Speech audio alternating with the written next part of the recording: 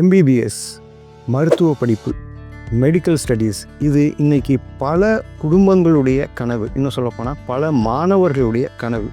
சரி, இவங்க கனவெல்லாம் நிறைவேற்றும் விதமாக நம்ம இந்தியாவில் அதுக்கேற்ற மாதிரியான வசதிகள் இருக்கா அப்படின்னா வசதிகள் சற்று குறைவாகத்தான் இருக்குது.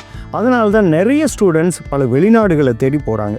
குறிப்பாக நீங்களே கேள்விப்பட்டிருப்பீங்க, ரஷ்யா, உஸ்பெகிஸ்தான், இந்த மாதிரி பல நாடுகளை தேடி பல மாணவர்கள் மருத்துவ படிப்புக்காக போய்கிட்டு இருக்காங்க. அப்படி நம்ம வெளிநாடுகளில் சிறந்த மருத்துவ படிப்பு கொடுக்கக்கூடிய ஒரு நாடு அல்லது ஒரு நிறைய பல்கலைக்கழகங்கள் நிறைந்திருக்கக்கூடிய ஒரு நாடு அப்படின்னு பார்த்தா வியட்நாமை நாம் சொல்ல முடியும். கடந்த 5 ஆண்டுகளாக எண்ணற்ற மாணவர்களுடைய மருத்துவ கனவை நாம் நிறைவு பண்ணிக்கிட்டு இருக்கிறோம். அதுக்கு நம்ம நிறுவனத்துடைய பேர் எய்ரா ஓவர்சீஸ் ஸ்டடீஸ் அப்படிங்கிறது நம்ம நிறுவனத்துடைய பெயர். இப்போது நாம் ஏன் வியட்நாமுக்கு போகணும் அப்படின்னு பார்த்தா, வியட்நாமில் ஒரு அருமையான ஒரு சூழல் இருக்குது.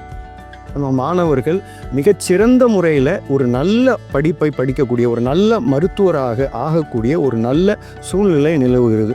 குறிப்பாக பார்த்திங்கன்னா கிட்டத்தட்ட ஒரு 5-6 பல்கலைக்கழகங்கள் இருக்குதுங்க. ஒன் ஆஃப் த மோஸ்ட், அதாவது best universities in South East Asia அப்படின்னு சொல்லக்கூடிய அளவில் ஒரு 4 மருத்துவ பல்கலைக்கழகம் இருக்குது. கேந்தோ யூனிவர்சிட்டி ஆஃப் மெடிக்கல் சயின்சஸ், கேந்தோ யூனிவர்சிட்டி ஆஃப் மெடிக்கல் சயின்சஸ், அதே மாதிரி பிசிடியு, பாஞ்சின்ட்ரூங் யூனிவர்சிட்டி அப்படின்னு சொல்லக்கூடிய பிசிடியு யூனிவர்சிட்டி, அதே மாதிரி இப்போது tonka university of medical sciences, அந்த மாதிரி நிறைய நிறுவனங்கள், அதாவது நிறைய பல்கலைக்கழகங்கள் அங்கே ஒரு நல்ல மருத்துவ படிப்பை நம்ம இந்திய மாணவர்களுக்காக கொடுத்துக்கிட்டு இருக்காங்க. They are most renowned universities in South East Asia.